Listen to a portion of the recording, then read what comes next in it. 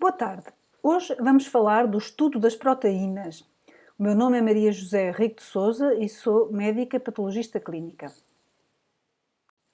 Como saberão, desde as aulas dos vossos primeiros anos na faculdade, as proteínas são formadas por conjuntos de aminoácidos, certo? E têm ligações peptídicas entre estes aminoácidos. São de diferentes tipos, têm diferentes funções, têm também diferentes classificações de acordo com a forma como interagem os aminoácidos uns com os outros, e nós vamos falar de tudo isto que está aqui neste slide, vamos falar nos próximos slides que se seguem. Muito bem. Qual é que é então a definição de proteínas? Não são mais do que, de facto, polímeros, agregações de aminoácidos que estão ligados entre si numa sequência e num número que é pré-definido naturalmente geneticamente. Este termo muito abrangente inclui os polímeros de aminoácidos que têm menos de 25 aminoácidos, são os chamados oligopéptidos pequenos, os polímeros que têm mais de 25 aminoácidos, que são os chamados de polipéptidos, e, por fim, as proteínas, que são polímeros de cadeia muito longa de aminoácidos de vários polipéptidos ligados entre si. Como podem ver aqui, nestas imagens, depois temos também as diferentes estruturas que as proteínas em que se podem organizar. Estruturas primárias, secundárias, terciárias e ainda quaternárias. Portanto, a estrutura primária será a sequência de aminoácidos, a estrutura secundária será já a estrutura helicoidal, por exemplo, ou em hélice, em que ela se pode organizar. Esta estrutura terciária são cadeias de polipéptidos que estão envolvidas entre elas e depois várias cadeias de polipéptidos constituindo uma proteína complexa na sua estrutura quaternária. Como dissemos atrás, os aminoácidos são os componentes básicos dos polímeros, das proteínas, e quando estão ligados entre si, deixam de se designar por aminoácidos, mas passam a designar-se por resíduos de aminoácidos. Estes podem ser essenciais, não essenciais ou condicionalmente não essenciais. Têm aqui a lista destes três tipos de aminoácidos. Quando estão na sua forma não ligada entre si, eles têm o seu nome de glicina, ou metionina, ou trionina, valina, etc. Quando estão ligados como resíduos de aminoácidos, o seu nome passa a ter o sufixo -il e passa, como está no exemplo, de glicina para glicinil ou de ácido glutâmico para glutamil. Muito bem? Portanto, penso que, ou glutamato para glutamil, aminoácido não essencial. Como também estamos ainda dentro do conceito de revisão de conceitos básicos do vosso primeiro ano de faculdade, vocês sabem que os aminoácidos vão diferir entre si de acordo com as diferentes cadeias laterais. Portanto, têm aqui duas imagens que têm exatamente os mesmos exemplos, em que de facto os aminoácidos têm diferentes cadeias laterais e por isso vão se tornando mais complexos e têm designações de acordo com essas cadeias. Depois, como já dissemos atrás também, efetivamente, os aminoácidos vão ligar-se pela ligação peptídica. Esta ligação é uma ligação amida e que é resultante da ligação covalente entre o grupo carboxilo, o COOH, de um dos aminoácidos, com o grupo amina, NH2, de um outro aminoácido, mediante a eliminação de uma molécula de água, como podem ver aqui no exemplo ilustrado à direita. A conformação dos péptidos ou a sua disposição tridimensional ou conformação espacial destes péptidos, proteínas, vai ser dependente destas ligações químicas para além da ligação peptídica fundamental. Portanto, as sequências de aminoácidos têm as suas ligações peptídicas entre os grupos NH2 e COH e depois vai haver outro tipo de ligações entre os aminoácidos que vão levar a que as proteínas estabeleçam o seu formato definitivo e a sua estrutura definitiva de acordo, lá está, com as ligações que vão estabelecendo. Portanto, essas ligações que depois têm e estão associadas com as suas disposições tridimensionais são as ligações disulfídicas ou pontes disulfídicas, as pontes de hidrogênio, as pontes iónicas e as ligações hidrofóbicas ou pontes hidrofóbicas. E, como eu já disse, vão, portanto, definir depois as diferentes estruturas de que já falámos, que são o formato final das proteínas, de diferentes proteínas. As proteínas, dentro daquilo que já falámos no slide anterior também, portanto, dentro desta conformação que podem adquirir, já falámos, têm a sua estrutura primária, que é a sequência de aminoácidos, a secundária, que pode ser helicoidal, depois a terciária já envolvida e convolucionada, e depois a estrutura em que várias estruturas convolucionadas se unem entre elas. De acordo com estas estruturas, elas depois podem ser classificadas, de acordo com a estrutura, em globulares ou em proteínas intermédias. Mas também temos outro tipo de classificação, a classificação baseada na sua composição, de acordo com, por exemplo, o facto de serem apenas compostos de aminoácidos, independentemente da estrutura que podem adquirir, ou então proteínas que são conjugadas porque não se compõem só de aminoácidos e podem ter outras moléculas, como no caso, por exemplo, da hemoglobina, que tem o ferro. E ainda de acordo com as suas funções. Vamos também ter vários slides que vão dedicar-se ao estudo das funções das proteínas. Assim, entrando um pouco mais em detalhe na classificação baseada na estrutura, como já dissemos, temos as proteínas fibrosas, globulares ou intermédias.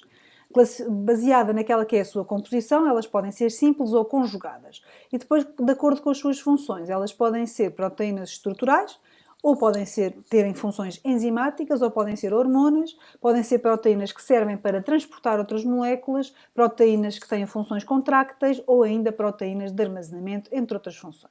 Aqui podemos ver ainda com mais detalhe quais são as diferentes funções que elas podem adquirir. Podem ser, portanto, proteínas do sistema imunológico, lá está, os anticorpos, são sequências de aminoácidos, as imunoglobulinas.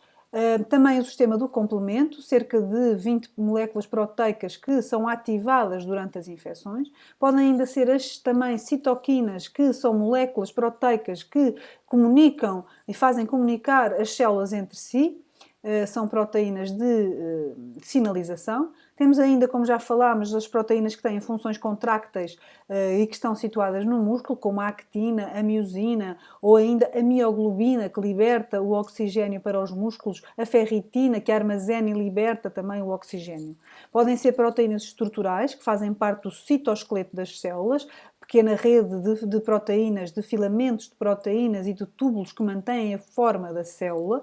Podem ainda ser, por exemplo, encontradas no cabelo ou na pele ou nas unhas e são a queratina, que todos conhecem, ou o colagênio também, que confere estrutura aos tecidos, e a elastina, que confere flexibilidade, por exemplo, à pele. E o colagênio, a mesma coisa.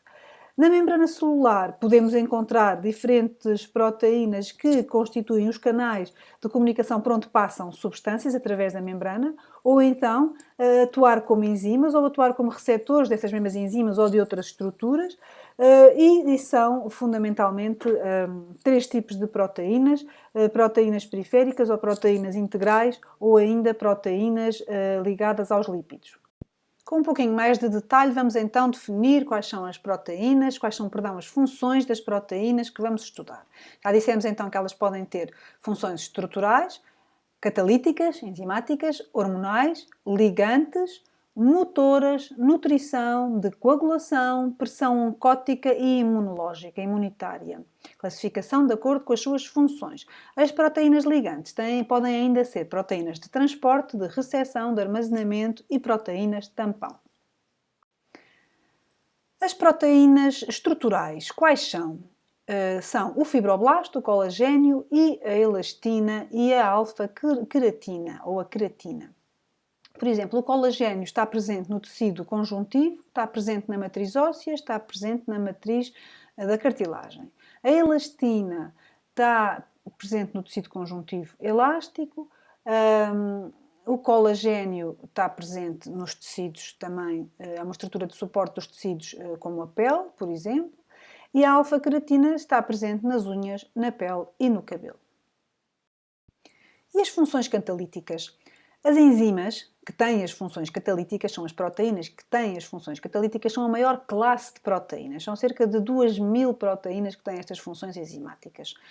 Todas as reações enzimáticas catalíticas do metabolismo animal vão depender das enzimas. E o que é que elas fazem? Fazem uma aceleração seletiva das reações químicas. Por exemplo, as enzimas digestivas vão hidrolisar as ligações peptídicas dos alimentos. Os alimentos também são constituídos por sequências de aminoácidos e, portanto, é preciso cindir estes alimentos, estas proteínas complexas em unidades mais básicas, em aminoácidos, para que possam para que possam exatamente ser absorvidas. Portanto, as enzimas, por exemplo, digestivas, vão atuar de facto cindindo.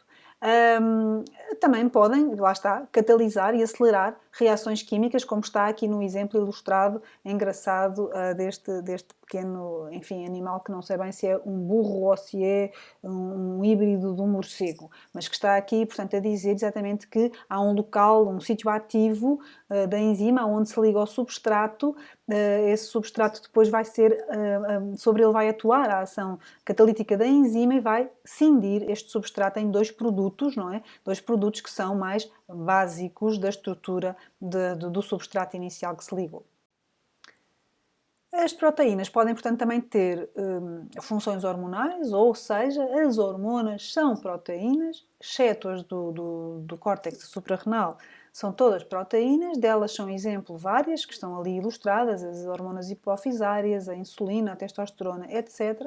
Como é que elas funcionam? Funcionam sendo libertadas pela célula secretora para a corrente sanguínea e só vão atuar junto das células sobre as quais vão produzir uma determinada ação, se essas células tiverem os receptores adequados para essa molécula, essa hormona. Vão regular, portanto, funções biológicas importantes, vão regular o metabolismo, vão regular a função da célula e podem ser, enfim, processos biológicos tais como o crescimento, tais como a função tiroideia, tais como os ciclos menstruais, a frequência cardíaca, etc, etc. Portanto, é uma forma, lá está, de facilitar a ligação, a comunicação entre células, umas que são produtoras, segregadoras, outras que são efetoras do chamado sistema endócrino do nosso corpo. Outras das funções que podem ser exercidas pelas proteínas são as funções de transporte. Dentro daquelas que são as proteínas ligantes, uma delas são as proteínas de transporte, também as proteínas de armazenamento, as proteínas de recepção, etc., como já falámos no slide anterior. Estas proteínas de transporte têm naturalmente uma ligação específica a determinadas substâncias ou a determinadas moléculas que têm, se estivessem isoladas, uma solubilidade plasmática muito limitada. Mas se estiverem ligadas a estas proteínas plasmáticas, estes elementos podem ter uma possibilidade de aumentar a sua concentração plasmática. E vamos, por exemplo, dar-vos o exemplo de que, por exemplo, a albumina é uma grande proteína que tem uma função importante de transporte de medicamentos. As globulinas podem estar ligadas aos lípidos e constituem as lipoproteínas, mas também podem estar ligadas ao ferro e constituem uma função de transporte importante do oxigênio. Ou então são as imunoglobulinas, os anticorpos, têm funções de defesa importante. Ainda se transportarem o próprio do ferro, têm funções de transporte importante do ferro, como no caso da transferrina. Mas podem também estas proteínas que têm funções de transporte importante, não serem apenas aquelas que estão presentes no plasma, como estas que já falámos. Podem também ser proteínas que têm funções de transporte, mas que estão inseridas dentro da membrana celular e, portanto, são importantes na ligação entre as células, são importantes para as funções enzimáticas também entre as células, para o transporte ativo ou passivo entre o ambiente intra e extracelular, no reconhecimento entre as células ou, como já dissemos, na ligação ou também na comunicação por transmissão de sinais.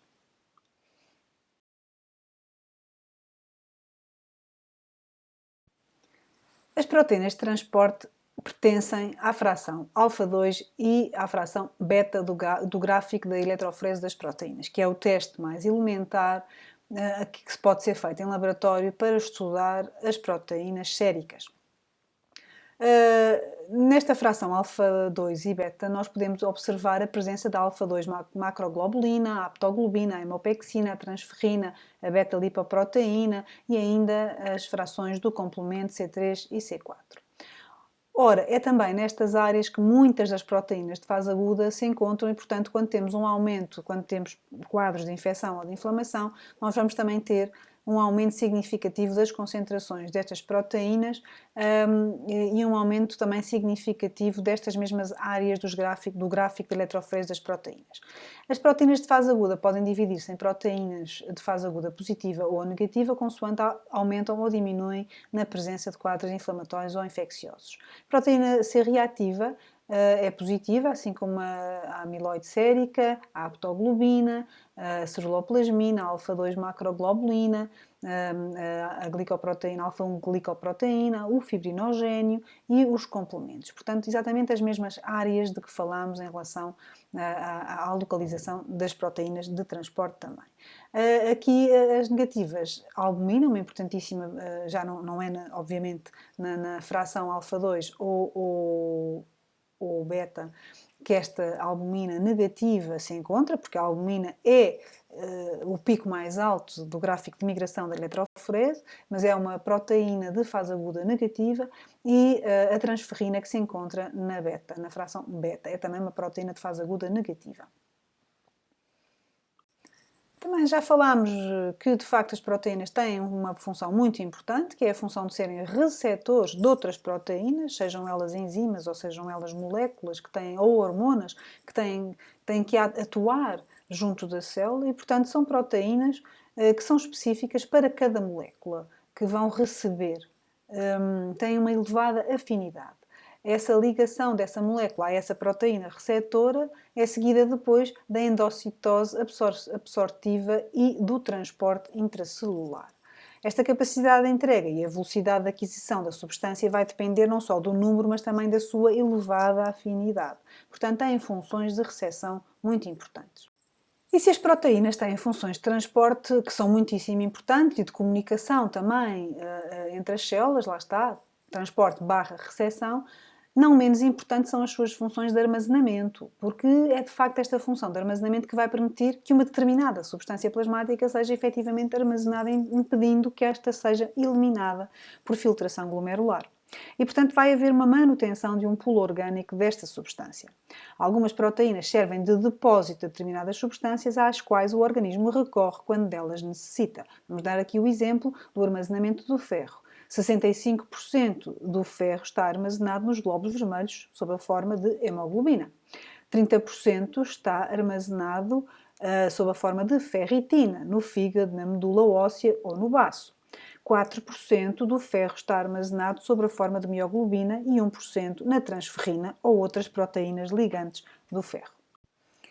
As proteínas tampão são aquelas que vão aceitar ou ceder substâncias, mas equilibrando desta maneira as necessidades do organismo, mas sempre em sistema de feedback. São fundamentais, normalmente estão ligadas a moléculas na sua forma inativa e vão libertá-las para o plasma sob a sua forma livre, sempre que há uma diminuição da concentração destas substâncias. O inverso também acontece, sempre que a forma livre está em excesso.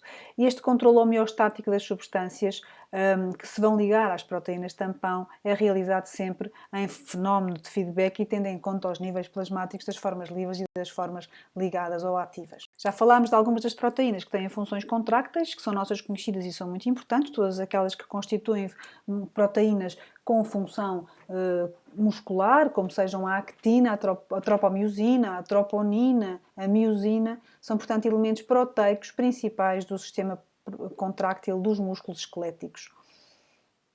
Também sabemos que tudo aquilo que nos alimenta são proteínas, ou muito, não é tudo, mas muito daquilo que nos alimenta são efetivamente proteínas. Elas são absorvidas a partir dos alimentos e são hidrolisadas e cindidas nos seus aminoácidos constituintes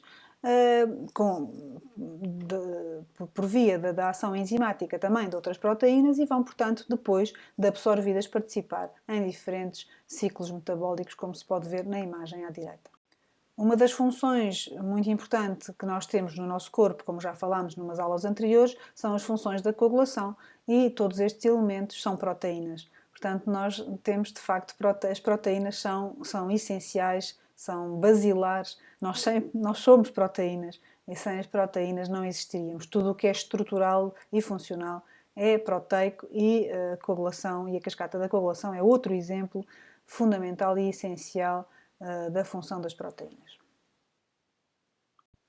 A manutenção da pressão oncótica é essencial e a albumina tem aqui o papel crucial da manutenção da pressão oncótica e da manutenção do líquido no espaço vascular e da não saída desse mesmo líquido para o tecido intersticial. A manutenção da pressão oncótica dependente da albumina é bastante visível quando há fenómenos de desnutrição ou quando há perdas de albumina por, enfim, variedíssimas situações, mas como, por exemplo, enfim, no caso de haver queimaduras graves ou no caso de haver síndromes nefróticos ou enfim, outras situações, há perda, desnutrição também, há perda e, portanto, a pressão oncótica não é mantida e há a passagem para o terceiro espaço. As funções de defesa são desempenhadas pelos anticorpos que são imunoglobulinas, são, portanto, globulinas que têm funções imunes no sistema imunológico, o sistema humoral e têm, portanto, funções de defesa. Vão combinar-se com o antigénio, contra o qual são específicos e foram induzidas a sua produção dos anticorpos, vão fazer um complexo antigénio-anticorpo e vão, naturalmente, depois levar a este antigénio a ser destruído. Como é que é feita essa ação, como é que atuam os anticorpos, quais são os mecanismos de ação dos anticorpos. Uma vez ligados neste complexo anticorpo-antigénio, eles podem ter funções apenas de neutralização, bloqueiam a ligação dos vírus aos seus locais de ação, de ligação, fazendo, digamos que, um coating dos vírus ou das bactérias por anticorpos, impedindo a sua ligação. Depois podem também fazer a sua aglutinação destas bactérias e permitindo também que haja depois uma destruição pelo sistema fagocitário, macrofágico, fagocitário. Participam também na dissolução dos antigénios, não é, moleculares, e vão estimular e ativar o complemento, que por sua vez são também moléculas proteicas, e que vai fazer com que de facto haja a destruição da célula aonde essa bactéria ou vírus se ligou. Portanto, as características o mecanismo de ação dos anticorpos é o que já falamos, e depois temos os diferentes tipos de anticorpos ou subclasses de anticorpos. Temos as imunoglobulinas IgG, que são monómeros, temos depois as IgMs, que são pentámeros, temos depois as IgAs, que são dímeros, e a IgD e a IgM, que são também monómeros. Têm diferentes percentagens plasmáticas, também diferentes localizações preferenciais, mas tudo isto podem ver aqui no quadro à direita. Quais são as principais proteínas? Temos então a albumina, que já falámos, que constitui cerca de 60% da proteína plasmática e que é o maior componente da pressão osmótica. Temos as globulinas, que são cerca de 35%, e muitas delas são anticorpos, imunoglobulinas e proteínas de transporte, globulinas. Temos o fibrinogénio, que tem funções importantes na cascata da coagulação, tem função fibrinogénio, função importante, cerca de 4%, e depois outras, menos de 1%, que têm variedíssimos papéis, como sejam a alfa-1-antitripsina, os fatores da coagulação, etc. Nos próximos cerca de 20 slides vamos falar das proteínas mais importantes e das suas respectivas funções mais em detalhe. E vamos começar, como é natural, pelaquela que é a proteína mais prevalente no plasma, que é a albumina. Cerca de 60% da proteína presente no soro é a albumina. É uma cadeia polipeptídica com cerca de 585 aminoácidos, tem uma estrutura globular e já dissemos que era a proteína mais abundante no plasma. O seu intervalo de referência é cerca de 3,4 a 5 gramas por decilitro. E o método para a determinar preferido é a púrpura de bromocresol. Ora, o fígado produz cerca de 12 gramas de albumina por dia e representa cerca de 25% total da síntese proteica hepática e 50% das proteínas excretadas. Tem uma semivida de 20 dias. Por esta razão, a concentração da albumina sérica é usada como parâmetro para avaliar a função hepática. Aqui podem ver dois tipos de formas de visualizar a migração das proteínas presentes no soro, um gráfico de eletroforese e, que é, depois de uma leitura densitométrica daquela que é a migração em gel, que é a figura da direita, em que podemos ver as diferentes frações proteicas separadas de acordo com campos elétricos e de acordo também com as suas concentrações e presenças plasmáticas. Vemos que a albumina se situa à esquerda, não só do gráfico, como do gel de migração, portanto, depois temos de seguida as restantes frações que já falámos num outro slide anterior.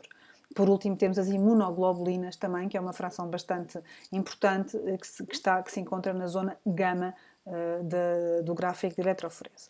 A albumina é extremamente solúvel na água, vai migrar para o ânodo e em pH neutro tem carga negativa. Devido à sua elevada concentração e pequeno tamanho, está presente no líquido cefalorraquidiano, no líquido amniótico, na urina e no fluido intersticial. Tem importantíssimas funções de transporte, como já vimos, pode ligar-se e transportar uma enormíssima variedade de moléculas e é uma proteína de transporte, portanto, de baixa afinidade. Pode transportar o quê? Metais ionizados, pode transportar ácidos gordos livres e libertá-los dos tecidos adiposo e vai facilitar o seu transporte para outros tecidos. A bilirrubina, esta ligação protege a ação deletéria da bilirrubina não conjugada. Ácidos biliares, a albumina vai transportar do intestino para o fígado, na circulação portohepática, os ácidos biliares. As hormonas, por exemplo, as hormonas tiroideias e os estrogénios. E drogas, como já falámos, medicamentos, as sulfonaminas, a penicilina G, a fenitoína, a aspirina, etc. As interações da albumina com ligandos exógenos, terapêuticos ou diagnósticos, e endógenos, o heme ou os ácidos gordos, vão modular depois a conformação desta proteína. Já falámos da importantíssima função de manutenção da pressão oncótica plasmática, aumentando a concentração e devido ao seu baixo peso molecular, tem, portanto, esse papel predominante na manutenção deste volume vascular, não é? Se nós temos uma pressão oncótica diminuída, vamos aumentar, vai ser por sistema de feedback aumentado a síntese de albumina, se for possível, e vice-versa, se a pressão oncótica estiver aumentada, vai haver uma diminuição da síntese, não é? Agora, se houver perdas, ou se houver diminuição da síntese, como já falámos, ou se houver desnutrição, vamos ter edemas por passagem de líquido para o terceiro espaço.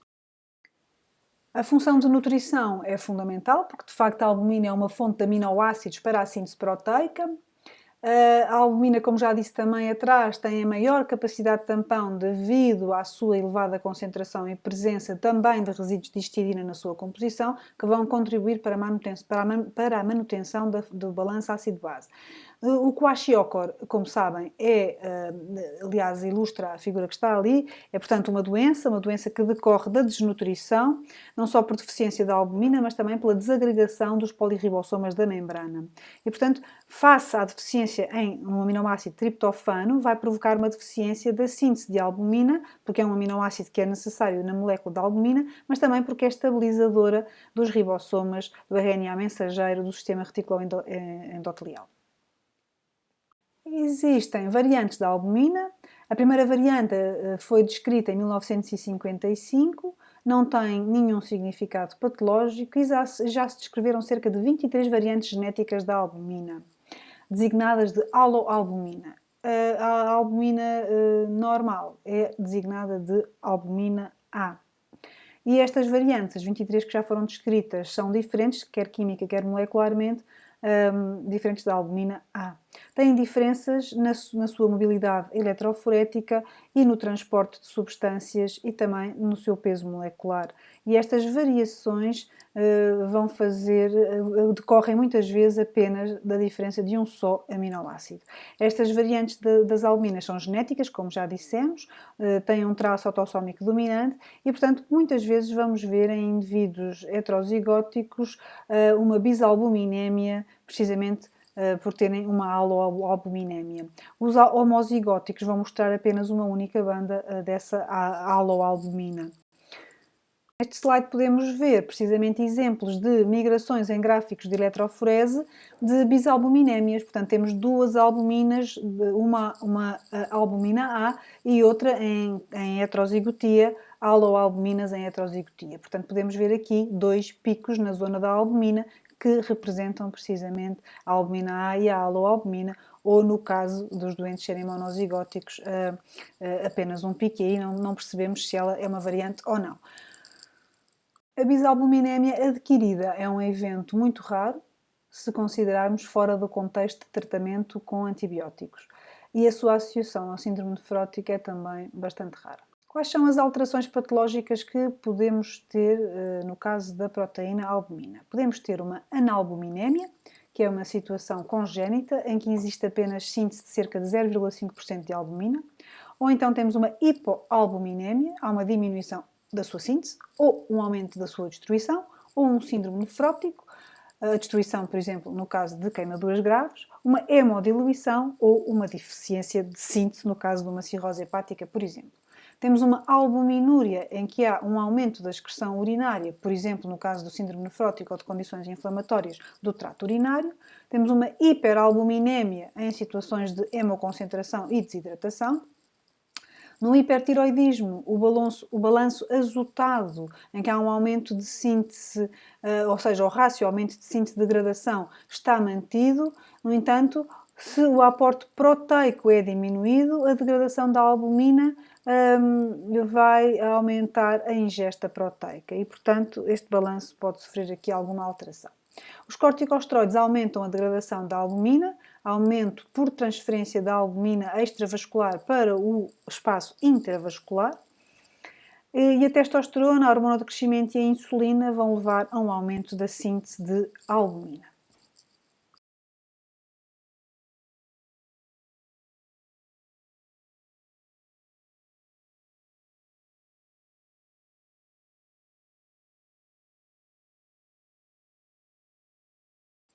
Nestes gráficos podem ver sublinhado, encarnado, os diferentes tipos de proteínas que ainda vamos tentar abordar nos diferentes slides que ainda nos restam para falar dos diferentes tipos de proteínas, e vamos falar da transferrina, da alfa-2 macroglobulina, da alfa-1 antitripsina, da aptoglobina, da surloplasmina, etc.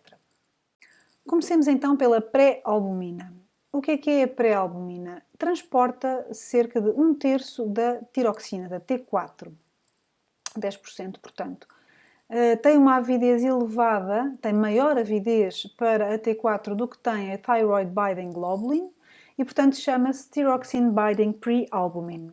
Tem uma semivida de cerca de 2 dias e o intervalo de referência é de 20 a 40 mg por decilitro em metodologia de neflometria. É uma proteína de fase aguda negativa. E ela não existe quando temos uma desnutrição ou uma doença hepática. Ou, enfim, diminui os seus níveis séricos. Portanto, como já disse, o seu nível normal é entre 20 a 40, mas temos uma depleção leve entre 10 a 15, uma depleção moderada entre 5 a 10 e uma depleção grave menos de 5 mg por decilitro. A alfa-1 antitripsina é uma alfa-1 globulina, 90% da alfa-1 globulina é alfa-1 antitripsina, tem um peso molecular de 54 kDaltons e tem polimorfismo genético. Existem 25 alelos autossómico-recessivos. Este polimorfismo da alfa-1 antitripsina é evidenciado na eletroforese de gel de agarose ou em gel de amido em pH ácido. O seu intervalo de referência em imunoturbidimetria reforçada por polietileno glicol é entre 78 a 200 mg por decilitro e a sua função é inibidor irreversível da atividade proteolítica da tripsina. Vai inibir também outras enzimas proteolíticas como a plasmina, a trombina, a quimiotripsina, a calicreína, pancreática, a cologenase e a elastase. Portanto, impede a autodigestão dos tecidos. Ela vai estar diminuída em situações de nefroses e de entropatias predadoras de proteínas e de queimaduras. Vai estar diminuída, é uma diminuição adquirida. Vai estar diminuída em situações de pancreatite aguda por aumento do seu consumo. Na prematuridade também é uma situação de déficit adquirido. Na hepatite aguda, mais uma vez também, déficit adquirido. E depois temos um déficit congénito da alfa-1 antitripsina, que vamos explorar mais em detalhe neste slide. O que é o déficit congénito da alfa-1 antitripsina? Os quadros clínicos associados a este déficit podem ser perturbações pulmonares e perturbações hepáticas. Os fenótipos SSOO, ZS, SM ou ZM não permitem podem ser homozigóticos ou heterozigóticos, não permitem a proteção das paredes dos alvéolos pulmonares contra as ações das proteases leucocitárias, macrofágicas ou plaquetárias. Assim, as paredes alveolares são degradadas e são progressivamente substituídas por tecido fibroso cicatricial, que consequentemente vai impedir a troca gasosa, dando, portanto, origem a um enfisema. As perturbações hepáticas nos doentes homozigóticos ZZ, que não têm alfa-1 antitripsina circulante, vamos ter, nos primeiros anos de vida, uma cirrose mortal, não tendo, no entanto, os sinais de enfisema tempo para se desenvolver. Esta proteína não tem função proteásica. No entanto, a sua sobrecarga origina lesão hepática com fibrose. Há ainda também situações de aumento de alfa-1 antitripsina, mas não têm significado porque fazem parte das proteínas de fase aguda no geral. A alfa-1 quimiotripsina, alfa-1 antiquimiotripsina, é uma alfa-1 globulina, é também uma proteína de fase aguda positiva, tem um peso molecular de 69 kDa, tem fracas propriedades de inibição e vai especificamente inibir a quimiotripsina, como o próprio nome indica. O seu intervalo de referência é superior a 6,4 unidades internacionais por grama de fezes, porque é determinada nas fezes. A interalfa-tripsina inibidora é também uma alfa-1 globulina, tem um peso molecular de 160 kDa, tem fracas propriedades de inibição, vai aumentar na fase de recuperação das queimaduras e vai diminuir na fase aguda das queimaduras, de inflamações agudas, de infecção da mucosa nasal e na artrite reumatoide. A aptoglobina é uma alfa-2 globulina, é sintetizada no fígado e também no sistema reticuloendotelial, no baço, no timo e nos gânglios. A aptoglobina vai se ligar à hemoglobina livre e, portanto, vai permitir o armazenamento do ferro e a sua reutilização.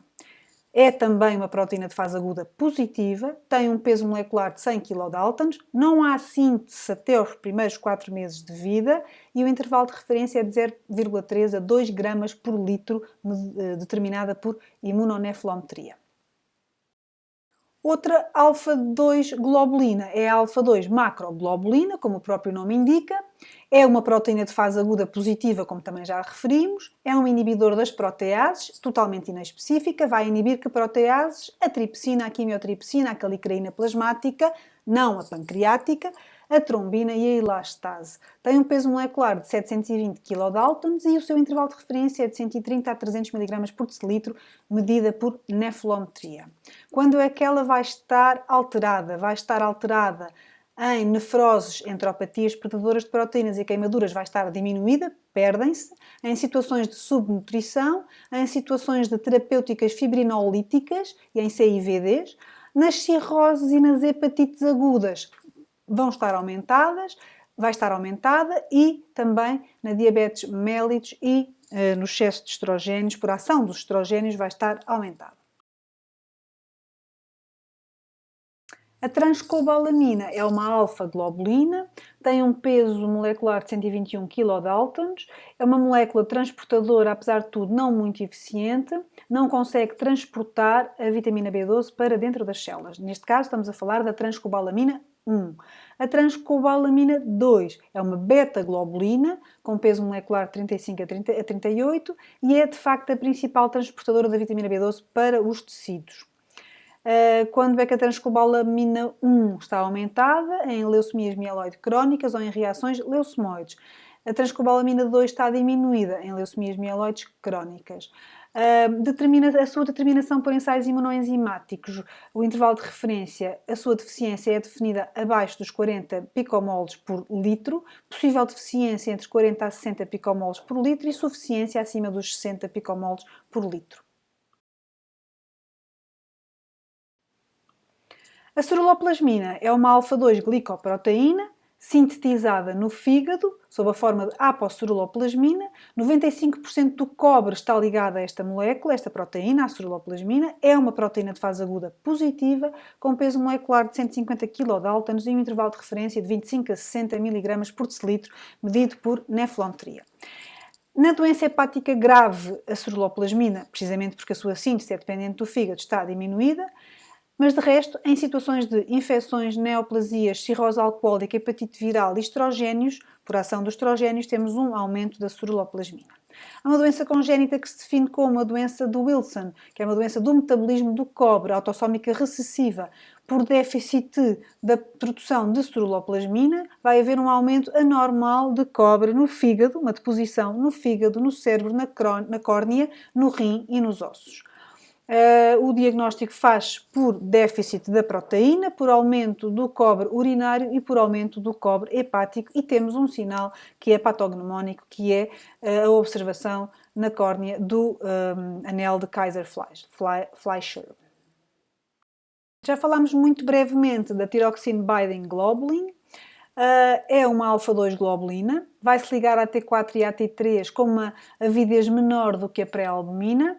Já dissemos, é uma proteína de transporte e tampão em relação à T3 e à T4, já explicámos o que é que isso significa. As alterações da sua concentração vão naturalmente alterar a determinação, a quantificação da T4 e da T3. O seu intervalo de referência é 14 a 31 microgramas por mililitro em imunoensaio.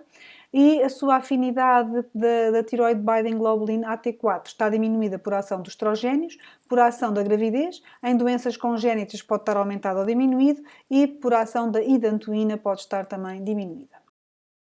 A hemopexina é uma beta-1b glicoproteína, é uma beta-globulina, é sintetizada no fígado. A hemopexina vai se ligar ao heme, o ferro do heme passa de ferro férrico a ferro ferroso e é convertido este heme é convertido em bilirrubina. É também uma proteína de fase aguda, positiva, tem um peso molecular de 70 kDa e o seu intervalo de referência varia entre 50 a 115 mg por decilitro, medida por nefrometria.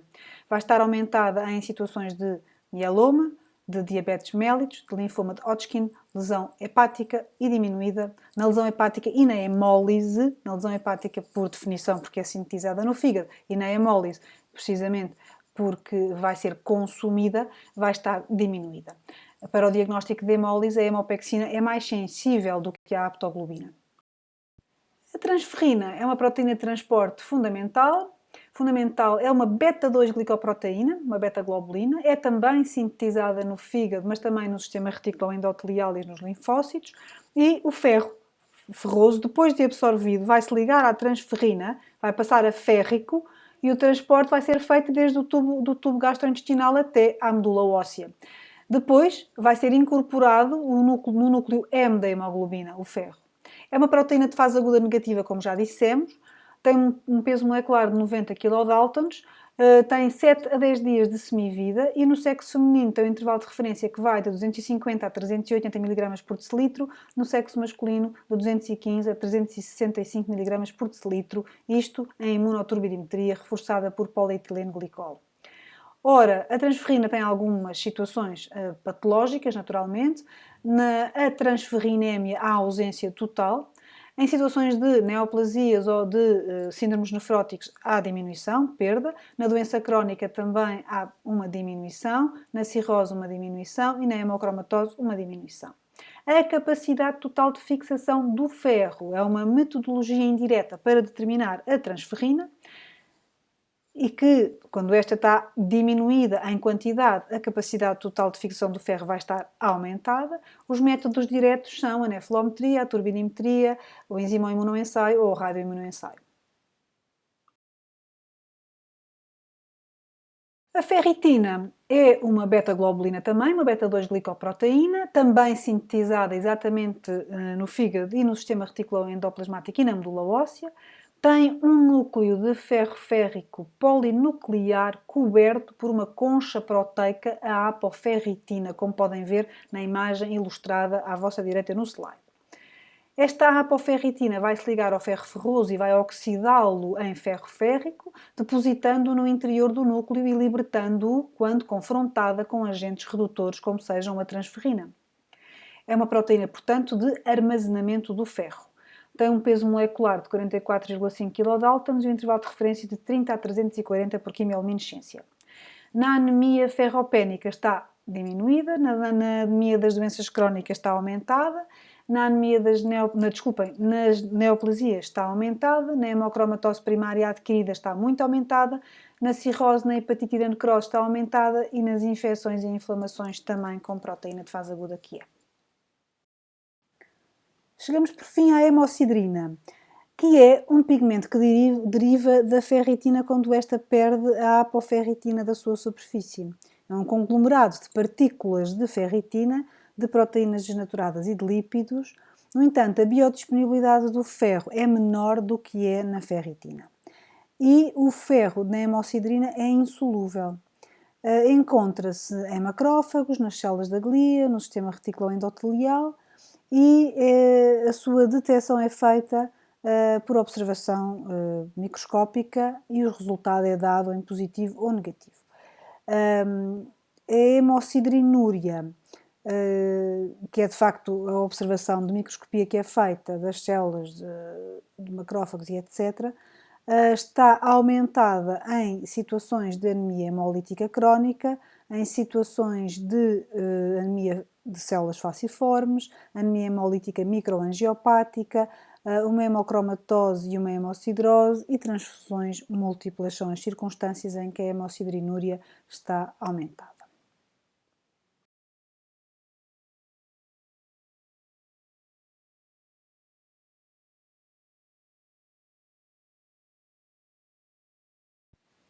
Chegamos então aqui às proteínas de fase aguda. Vamos aqui falar de algumas das proteínas de que já falámos nos slides anteriores e resumi-las naquela que é a sua função de poderem ser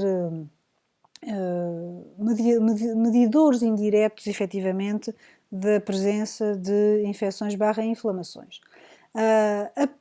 As proteínas de fase aguda resultam da síntese e do aumento da síntese hepática das mesmas, estimuladas por mediadores inflamatórios, que são libertados precisamente por via da inflamação e das infecções.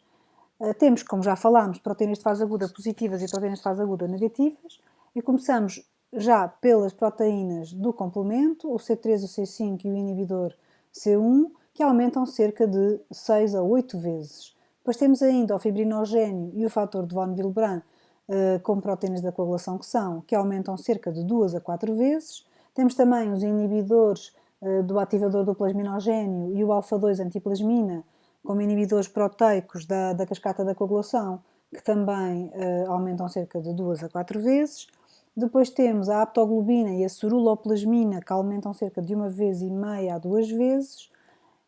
E, como já falámos noutros slides, temos a albumina e a transferrina, que são proteínas de fase aguda negativas e que diminuem 0,4 a 0,5 vezes. As grandes proteínas de fase aguda, que vão aumentar 100 a 1000 vezes mais, são a amiloide A sérica, a proteína C reativa, que é de todos conhecida e bastante usada, e a amiloide P sérica ou SAP. Este slide resume o que já foi dito no slide anterior. Na tabela da esquerda podem ver as proteínas de fase aguda positivas e as negativas e depois os aumentos no gráfico da direita. E o que é exatamente a eletroforese das proteínas? É um termo muito amplo que se refere à migração-separação das proteínas com base na sua carga elétrica. Há diferentes meios de suporte: o papel de filtro, as membranas de acetato de celulose, o gel de agarose e o gel de poliacrilamida. E este suporte deve ser química e fisicamente inerte, de modo a não interferir na mobilidade das moléculas. Quando uma voltagem é aplicada a uma solução salina, uma corrente elétrica é produzida pelo fluxo de íons e cationes para o cátodo e para... do fluxo de íons. Os cationes para o cátodo e os aniões para o ânodo. Esta condutividade de uma solução vai aumentar com a sua concentração iónica total. Quanto maior a carga livre de um composto dissolvido, mais rapidamente ele se desloca na solução em direção ao elétrodo de carga oposta. A carga livre de um composto, por sua vez, vai depender do pH da solução. As proteínas são moléculas anfotéricas, cuja carga é determinada pelo pH do meio onde estão suspensas. Se o pH for maior do que o ponto isoelétrico, o valor do pH onde a molécula, por exemplo, um aminoácido ou uma proteína, apresenta uma carga elétrica líquida igual a zero, as proteínas vão adquirir uma carga negativa e migram para o ânodo. Se o pH for menor que o seu ponto isoelétrico, elas vão adquirir uma carga positiva e vão migrar para o cátodo. As separações por eletroforese frequentemente exigem voltagens elevadas, de 50 a 200 volts. Portanto, a fonte de energia deve suprir uma voltagem constante. As fontes de energia disponíveis comercialmente permitem a realização da técnica em condições constantes de corrente e voltagem. O tampão serve como componente multifuncional no processo eletroforético, já que conduz a corrente aplicada, estabiliza o pH na qual a eletroforese é realizada e determina a carga elétrica do soluto. A eletroforese pode ser realizada em diferentes meios de suporte, já falámos. O suporte deve ser inerte, já dissemos, de modo a não interferir. No caso das eletroforeses em géis, especialmente no gel de poliacrilamida, a migração das moléculas é influenciada também pelas malhas ou poros do gel.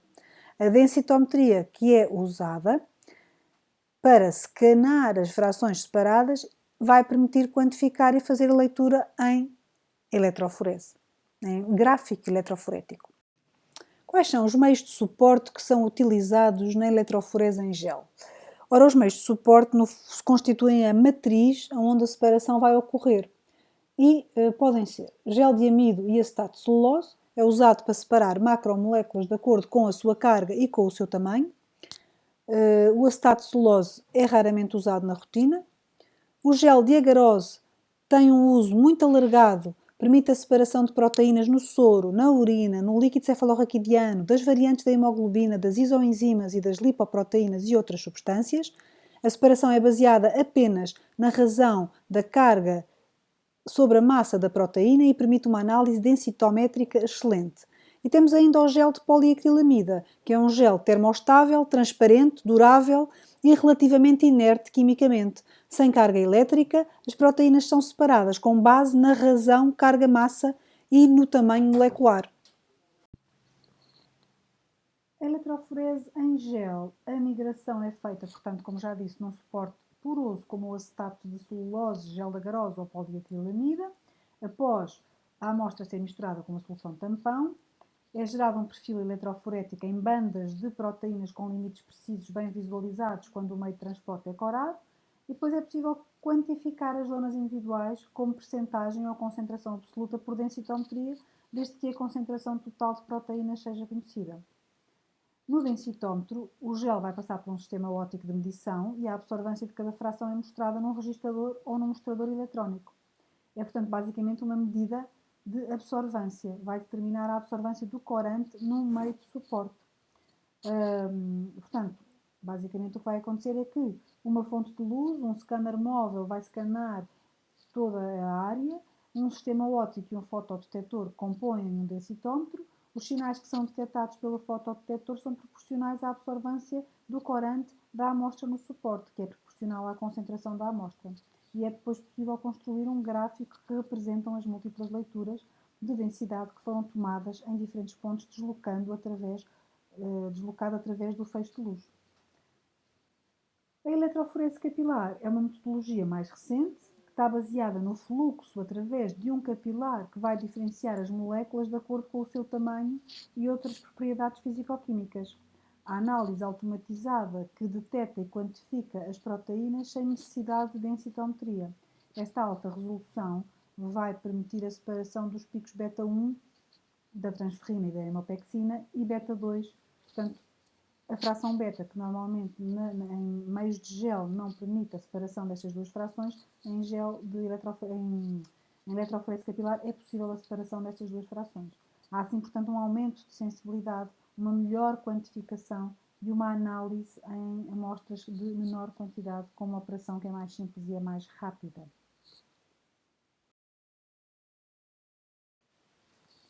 A eletroforese capilar, como dizíamos, é mais sensível. Estudos clínicos em pacientes com doenças gamapatias monoclonais mostram que esta sensibilidade na eletroforese é cerca de 93 a 95%, muito superior à do gel de agarose, 86 a 91%, e sobretudo mais superior à do acetato de celulose, que é de cerca de 74%. Quando se compara a eletroforese capilar com a gel de agarose, observa-se que a primeira é mais eficaz nas pequenas concentrações de componentes monoclonais, nomeadamente da IgA ou de cadeias leves, que estão escondidas na eletroforese de gel agarose devido à comigração com a transferrina e com o C3. Este aumento de sensibilidade é obtido na eletroforese capilar e vai permitir uma maior taxa também de detecção da bisalbuminemia.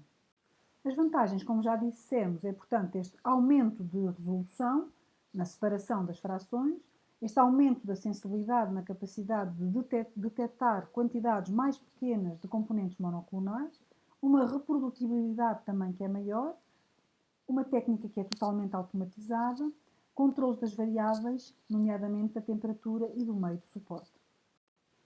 A eletroforese capilar, como já dissemos, portanto, é capaz de separar as mesmas frações do que a eletroforese em acetato em gel de agarose. No entanto, consegue separar a fração beta em beta 1 e beta 2. E é possível, portanto, individualizar estas duas frações com as respectivas proteínas, nomeadamente quando estas estão aumentadas em algumas circunstâncias, como já vimos, nomeadamente em reações de fase aguda. Portanto, temos na alfa-1 também, como sempre, a alfa-1 antitripsina, a orosomucoide, a alfa-1 antitimiotripsina e a alfa-lipoproteína, na alfa-2 a aptoglobina, a alfa-2 macroglobulina e a ceruloplasmina, na beta-1 a transferrina, a fibrinogénio e a amopexina, na beta-2 o complemento C3 e as beta-lipoproteínas e na zona gama as imunoglobulinas e a proteína C reativa.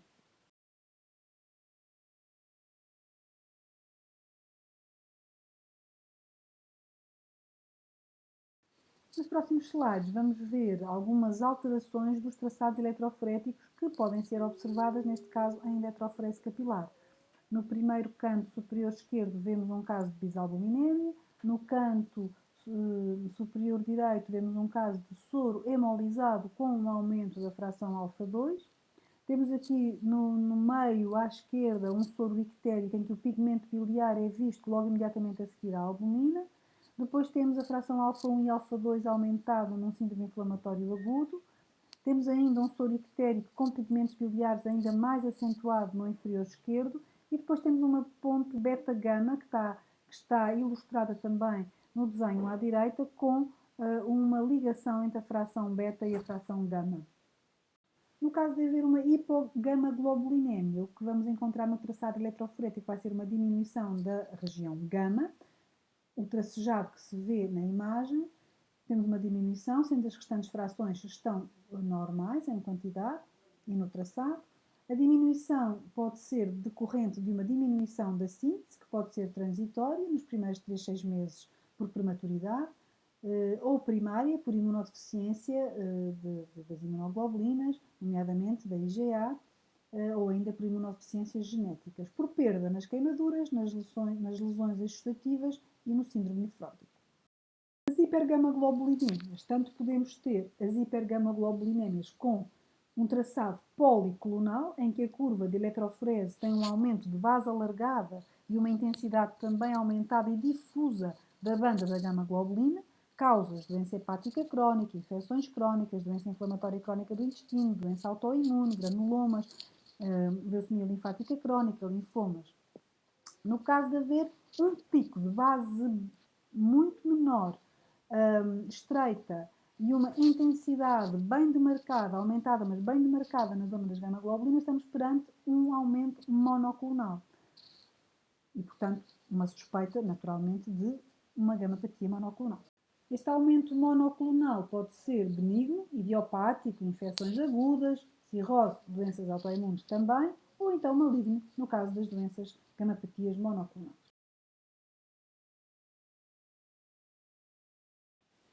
Os picos monoclonais podem não ocorrer só na região gama, porque efetivamente as imunoglobulinas, consoante a sua subclasse a que pertencem, têm localizações diferentes de acordo com aquilo que está aqui ilustrado no gráfico. Neste slide, aquilo que nós podemos observar é a presença de picos monoclonais e ilustra muito bem a variabilidade destes mesmos picos monoclonais em diferentes circunstâncias. São alterações da região gama, mas todos eles são picos monoclonais ou vieram a ser, depois de estudados, picos monoclonais. Portanto, é importante estarmos atentos ao traçado eletroforético. Não tem sempre que ser, como na figura inferior direita, um pico monoclonal do tamanho da albumina. E uma vez mais, Neste slide vamos ilustrar diferentes picos monoclonais na região gama, mas todos eles correspondentes a doenças monoclonais, a gamapatias monoclonais. Vemos uma IgA lambda que migra na região beta 2. Vemos uma IgGK com um pequeno piquinho que migra também na região beta 2. Vemos umas cadeias leves K que migram na região beta 2 também. Temos uma IgA na região beta 1, IgA lambda, ou uma IgG lambda com um pico que se percebe monoclonal, mas apesar de tudo de base alargada. Mas logo a seguir temos cadeias leves lambdas na região beta 2 com um pico de base estreita. Depois temos uma IgGK, um pequeno piquinho no meio de uma policlonalidade. Temos ainda um enorme pico de base estreita, uma IgG lambda também numa policlonalidade. E depois temos aqui cadeias leves K no canto inferior direito, cadeias leves K com duas mobilidades eletroforéticas. Portanto, temos aqui uma grande variedade que ilustram a grande variedade de picos que podem ocorrer. A eletroforese das proteínas é, portanto, um procedimento inicial muito útil para fazer o rastreio da presença eventual de uma proteína M. No entanto, não tem sensibilidade suficiente quando os componentes M são pequenos. E perante uma proteína M, a cadeia pesada e leve não pode ser determinada pela migração do gráfico eletroforético. Assim, um laboratório tem que fazer uma imunofixação ou uma imunossubtração sérica para se poder certificar da presença da proteína M e determinar, consequentemente, o seu tipo. É pela execução da imunofixação / imunossubtração sérica que o laboratório vai poder determinar se estamos perante um aumento policlonal ou um aumento monoclonal. Vai permitir também, para além disso, a confirmação da presença de uma proteína M e a imunofixação vai ser efetuada, ou imunossubtração, com a ajuda de antissoros monoespecíficos. Monoespecíficos porque são específicos para as cadeias gama, as imunoglobulinas G, A, M, D e E. Vai determinar, portanto, o tipo da proteína M. Vai detectar pequenas quantidades de proteína M e só deve ser repetida se a curva eletroforética de base, ou seja, a eletroforese das proteínas, apresentar alterações. Ou então, para confirmação da remissão completa após terapêutica. Neste slide vão poder ler todos os diferentes passos que são necessários executar para poder ser executada em laboratório, feita em laboratório, uma imunofixação que ilustra a imagem do gel no canto inferior direito em eletroforese de gel de agarose. Uma imunofixação em gel de agarose. Então, primeiro vai haver uma separação das proteínas neste gel de agarose como se de uma eletroforese se tratasse. Todas migram. Depois vai haver uma fixação e uma imunoprecipitação com antissoros monoespecíficos, anti-G, anti-A, que vão ser colocados no seu trilho específico. O antissoro anti-G colocado onde diz G, o anti-A onde diz A, o anti-M onde diz M e depois as cadeias leves K e lambda. Não temos aqui o D e o E, embora existam, porque mais raros não são rastreados logo de início, mas se estas forem negativas para, havendo um pico monoclonal, forem negativas para G, A e M, serão procuradas a D e a E. É feito depois a fixação e a precipitação das proteínas pelo fixador e os antissoros vão precipitar com os antigénios correspondentes, neste caso com as imunoglobulinas que se procuram. Estas proteínas precipitadas vão ficar retidas no interior da matriz do gel e a coloração das proteínas e a comparação da posição das bandas anómalas imunoprecipitadas com as bandas anómalas observadas na eletroforese das proteínas, que é a banda controle à esquerda na imagem. Se existir a presença de uma banda monoclonal, vamos encontrar uma banda estreita detectada com um dos antissoros. Esta banda monoclonal estreita e bem delimitada deve estar localizada ao mesmo nível de migração que a banda presente na faixa de referência, que diz ELP. A presença de duas ou mais bandas monoclonais pode nos querer dizer o quê? Que estamos perante uma gamapatia biclonal, duas cadeias pesadas idênticas ou mesmo diferentes e duas cadeias leves idênticas ou mesmo diferentes. A gamapatia oligoclonal é a presença de três ou mais bandas de um ou mais tipos de cadeias pesadas e por um ou dois tipos de cadeias leves. Portanto, não podemos, através desta imunofixação, quantificar a proteína M e esta pode ser normal, a imunofixação em doentes que têm um mieloma não secretor. Na imunofixação por eletroforese capilar ou imunossubtração, como já referimos, temos também um perfil proteico de referência. Depois fazemos perfis com antissoros, colocamos as amostras às quais se adicionam antissoros específicos, dá-se a separação das proteínas em alta voltagem, há uma sobreposição dos perfis de referência com os perfis de migração com antissoros e depois há a caracterização do componente monoclonal suspeito. Se há uma presença de componente monoclonal, este é caracterizado pelo desaparecimento da fração com um antissoro anticadeia pesada, que pode ser a G, a A ou a M, bem como um antissoro da cadeia leve K e lambda, ou lambda, perdão. A presença de dois componentes monoclonais, no caso da gamopatia biclonal, vai haver o desaparecimento de duas frações de cadeias pesadas idênticas ou diferentes e duas frações de cadeias leves idênticas ou diferentes. Cá estamos, portanto, o exemplo de uma imunossubtração. Temos o gel de referência na imagem em que o gráfico está a amarelo e depois vamos passar os antissoros IgG, IgA, IgM, K e lambda. Ora, o que nós vemos é que no antissoro IgG desaparece todo o pico policlonal da IgG, é subtraído, e há aqui um pico na IgA, um pico de base mais estreita, que é totalmente subtraído na figura superior direita. Portanto, estamos perante uma IgA cadeia pesada. E qual é a cadeia leve? A cadeia leve que vai desaparecer exatamente no mesmo pico é a lambda. Portanto, é uma IgA lambda. Exatamente o mesmo princípio de interpretação destes gráficos, mas neste caso estamos perante uma IgG lambda. Como vemos no gráfico de referência à esquerda, no canto superior esquerdo, a amarelo, temos um pico de base estreita na zona gama, e quando pomos o antissoro anti-IgG vai haver uma subtração por imunoprecipitação do agregado IgG e o seu anticorpo anti-IgG, imunossubtração. Não acontece nada na IgA, não acontece nada na IgM e depois nas cadeias leves temos também um desaparecimento do agregado lambda-anti-lambda e, portanto, é uma IgG lambda. E exatamente a mesma coisa, mas aqui no caso, no canto inferior esquerdo, de antissoros anti-IgM, em que o pico de base estreita monoclonal com antissoro anti-IgM subtrai do pico de migração de referência e, portanto, é uma IgM cadeia pesada lambda, porque é também a lambda a desaparecer. A eletroforese urinária vai permitir a identificação das principais proteínas urinárias. Vamos poder identificar se há ou não há atingimento renal, tubular, glomerular ou misto. Permite a detecção das imunoglobulinas monoclonais ou policlonais de qualquer classe e as que estão ligadas às cadeias leves que estejam ligadas às cadeias pesadas.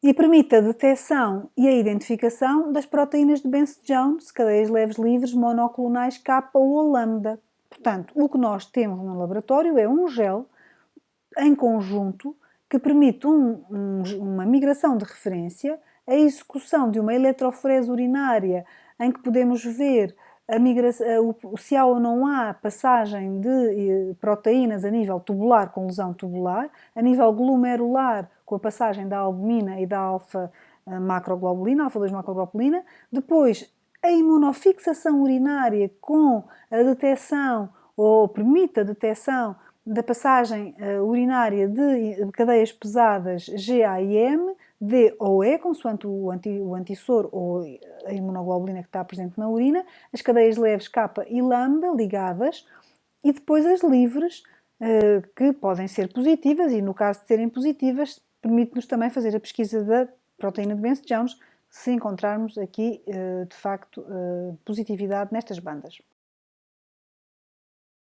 A citometria de fluxo é uma metodologia laboratorial que é aplicada também na marcha diagnóstica dos doentes com gamopatias monoclonais e vai permitir, sobretudo, a avaliação da doença residual no mieloma múltiplo, porque vai quantificar os plasmocitos patológicos pós-terapêutica.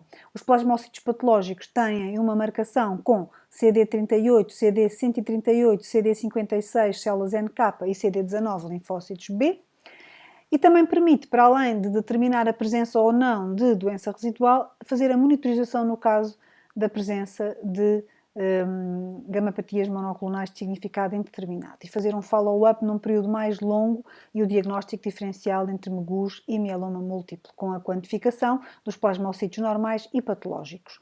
Os plasmocítios normais têm um fenótipo CD38++, 19- e 56-, enquanto que os patológicos é CD38++, 19- e 56 mais. Expressão mais débil de 38 e uma sobreexpressão de 56.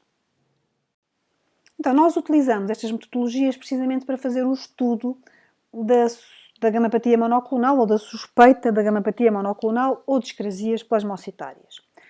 São, portanto, neoplasias de linfócitos B maduros que são caracterizados pela proliferação de um único clone de plasmocítios que são secretores de uma imunoglobulina monoclonal intacta e ou dos seus fragmentos, cadeias leve-livre e cadeia pesada livre. O plasmocito é um linfócito B maduro, não circula habitualmente no sangue periférico, correspondem a menos de 3 a 5% das células nucleadas na medula óssea, são células, como se pode ver nas imagens, ovais, com uma relação núcleo-citoplasma baixo, portanto têm um elevado citoplasma. O citoplasma é basófilo e o núcleo é oval e excêntrico. Corresponde a cerca de 30% ou 40% da célula. Podemos ainda observar os corpos de Russell, que são glóbulos com 2 a 3 milímetros com imunoglobulinas acumuladas no citoplasma. Se forem corpos de IgA, têm esta imagem de flame cells mais pigmentadas.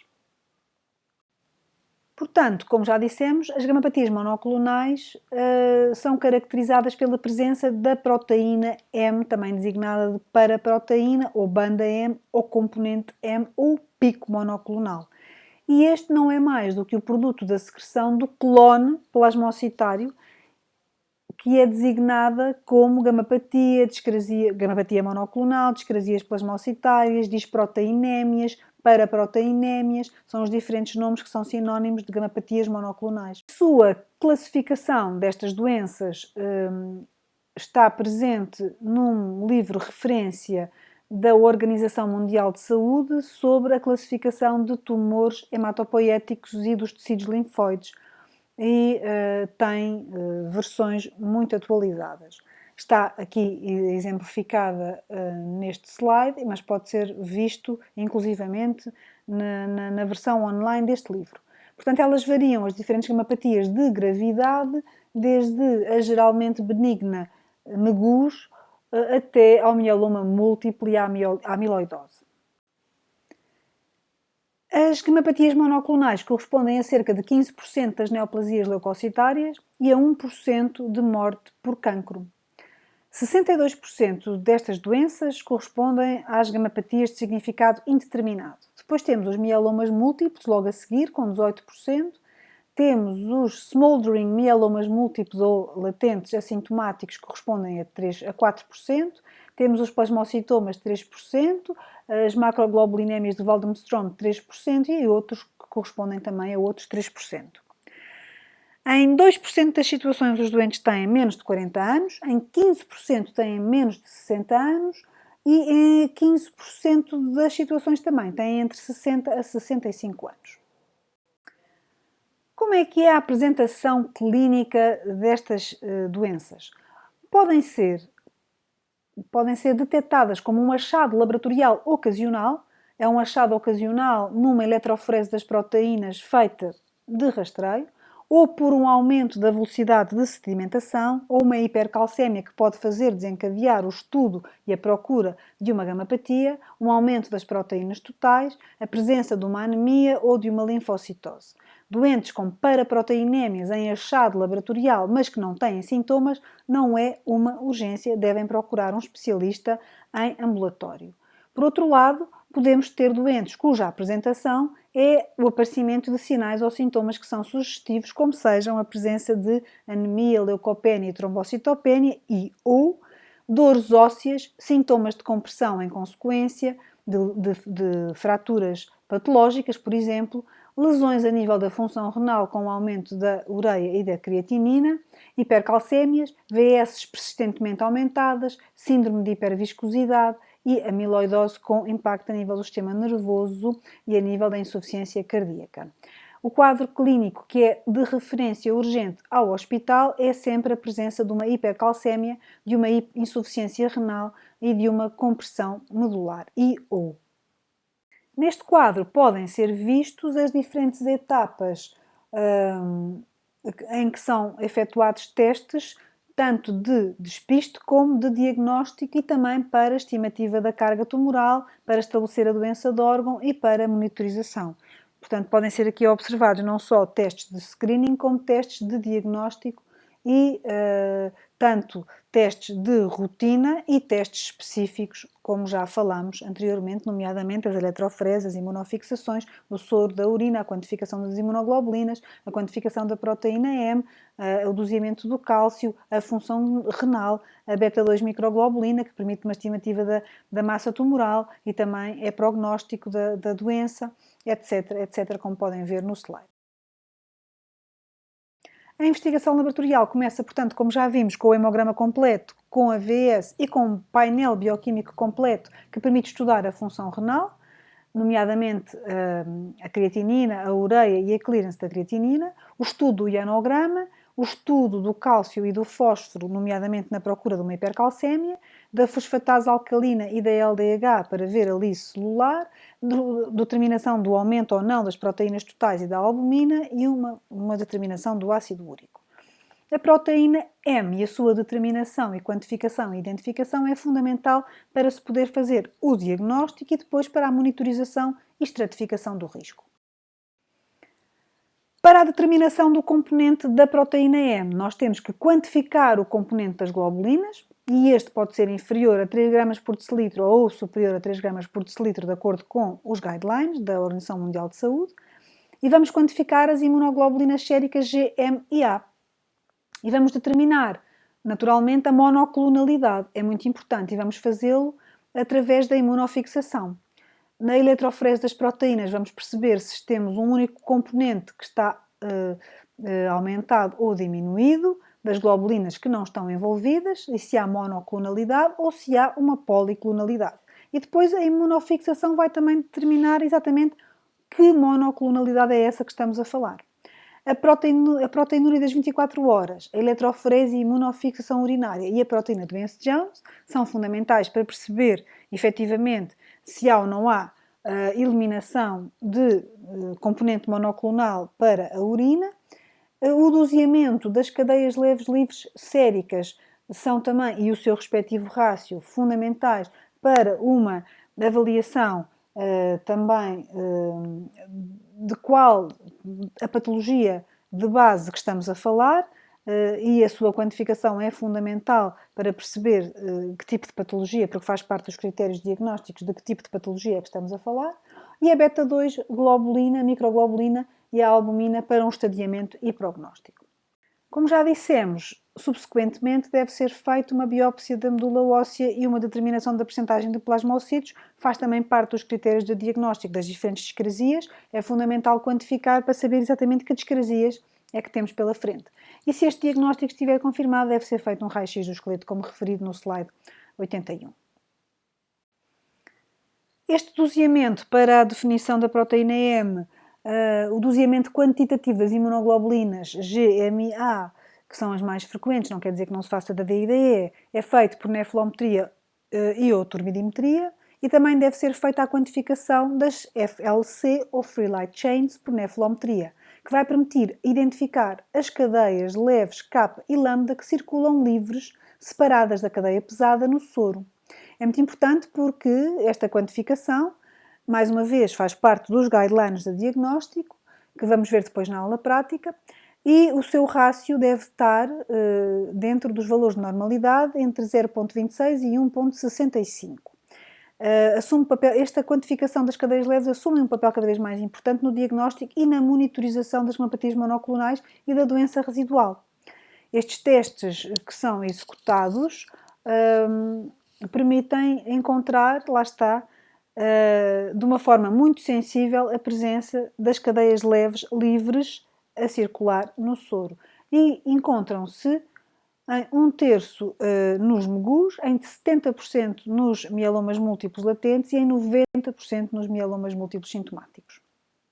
Esta quantificação das free light chains tem indicações para serem feitas e para estudar o rácio kappa-lambda, e é indicado, nomeadamente, no estudo da suspeita de doença de cadeias leves, no mieloma múltiplo não secretor e na amiloidose de cadeias leves. A utilidade de determinação no soro já foi demonstrada diversas vezes no estudo das doenças de cadeias leves. O International Myeloma Working Group recomenda a eletroforese, a imunofixação ou subtração e as free light chains como testes de rastreio para todas as gamapatias monoclonais, porque constituem um forte preditor de progressão.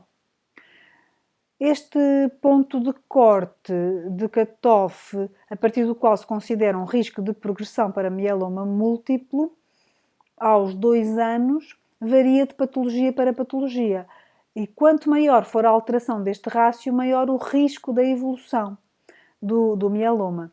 No smoldering, no latente, o rácio de 100 é um forte preditor para a evolução para mieloma.